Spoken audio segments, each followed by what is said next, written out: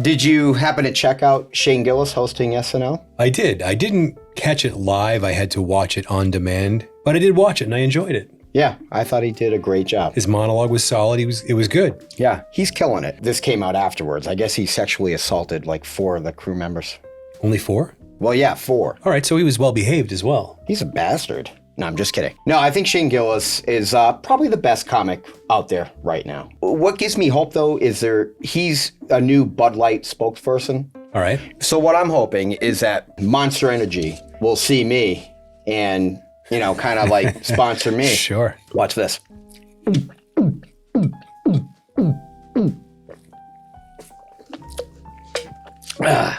Monster Energy. For those guys that got a monster cock. I don't know. I couldn't think of anything to say. That was good.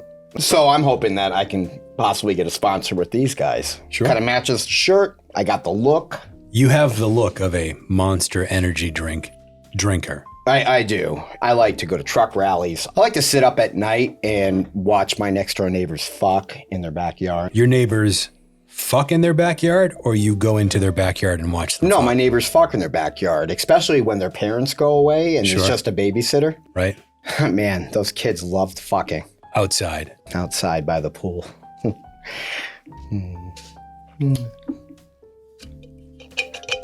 When you're drinking a Monster Energy, you can also practice fucking diddling. Look, check this out. That would make Monster Energy drink the most popular beverage with the clergy. That's what I'm saying. That's why I'm surprised they haven't contacted me. So if they really want to penetrate that market, so to speak, you think they would make that a feature of their new beverage conveyance? Yeah, I think that would be a good idea. What were we talking about? Shane Gillis, yeah, he's the man. Very relatable guy. Are you pandering at this point? Shit, you mean, what, I'm trying to be friends with Shane Gillis? Right. Oh, yeah, okay, dude. I think he's trying to be friends with me, if anything. He heard about your stint as a Brad Pitt impersonator? Yeah, of course. Tom Segura has been blowing up my phone once he found out I was Brad Pitt. Right. And I just don't want anything to do with him. But Shane Gillis, I'll take that call. You think Gillis is better than Segura? Do I think Gillis is better than Segura? Yes. Let me really try to think about it for a second. Let me think. Of course Gillis is better than Segura. I agree. Yeah, way better. Here's what happened.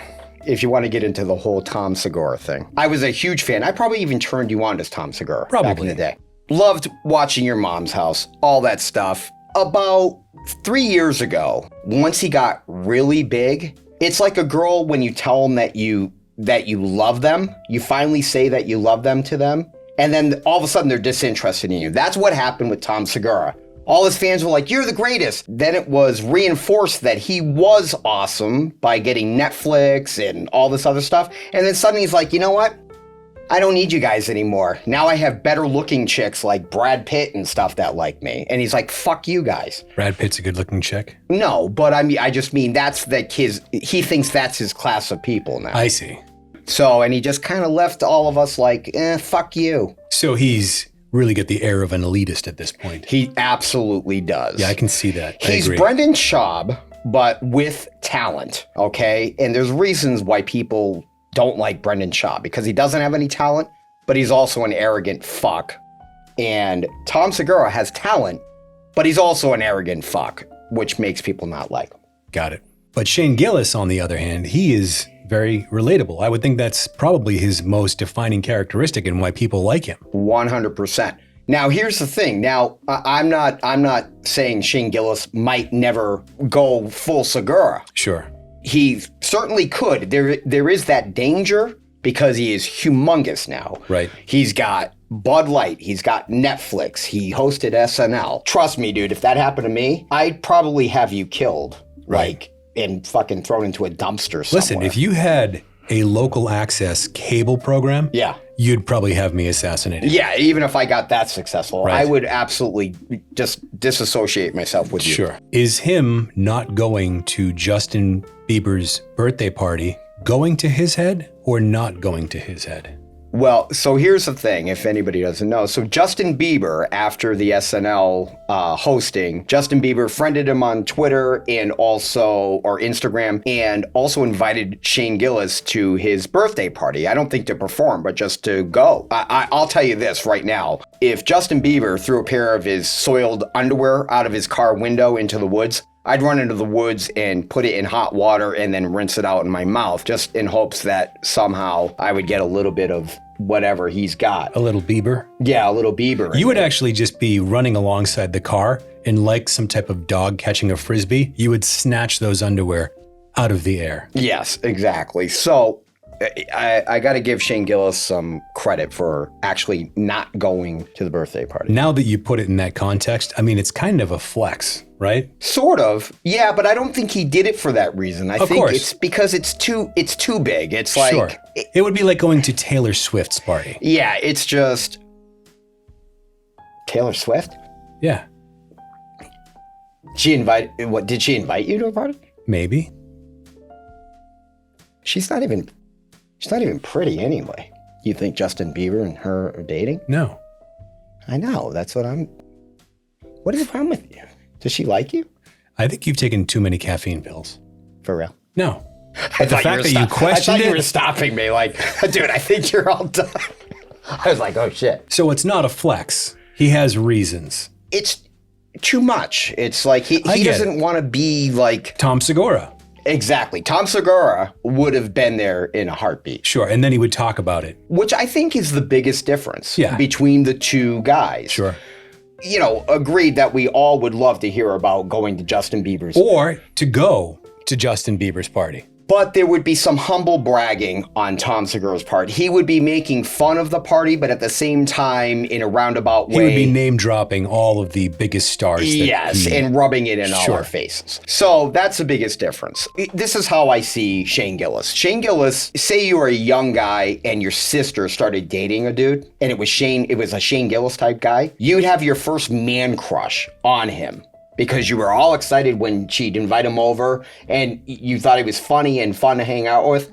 And then you'd be more devastated once they broke up than she is. Right. That sounds like a very personal story. Shut up. That you just told me. Did something similar happen? Yes. My sister dated this guy that I loved. His name was Jason. And he was so funny, except for the one time we had a little wrestling session and I suddenly got that uh-oh feeling. Sure. So that kind of put a little bit of a sour note on the whole thing. But I was devastated when she broke up with him. I was like, where's Jason? And she's like, oh, we broke up. I was beside myself. So what would Redbar do in that scenario? Redbar. Now, nobody that's watching this, because basically nobody's watching this anyway, nobody knows who Redbar is. It's for the best. No, Redbar is... No. It's for the best that nobody's watching this. Oh, yes. I would agree with that. So Redbar, Mike David, is the host of Redbar Radio. You can't compare him to any other entertainer. He basically does breakdowns of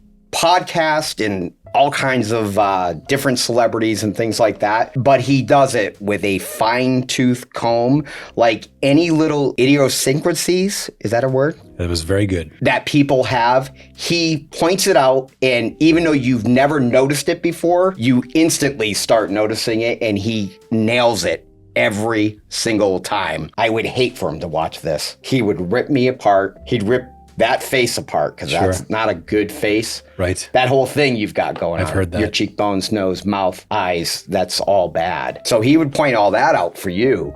And he'd probably say something about me like I'm too muscular. Too handsome. Things like that, which also would make me feel too very... virile. Yes. But Redbar Radio is, in my opinion, just my opinion, the most entertaining podcast out there. All right. I'm not saying he's funnier than Shane Gillis. I'm just saying as far as a podcast goes. Stop looking at my stomach. We might end up on Redbar in the Wild. What's that? It's where people talk about Redbar in the wild, and then he points it out. Is that a thing? Yeah. Redbar in the wild. Redbar in the wild, yeah. We better pray that we don't. No, if he does, dude, I'll hang myself afterwards. Well, in that case, we better pray that he does. He's going to hone in right on all my insecurities, and he will cause me to harm myself in the bathtub.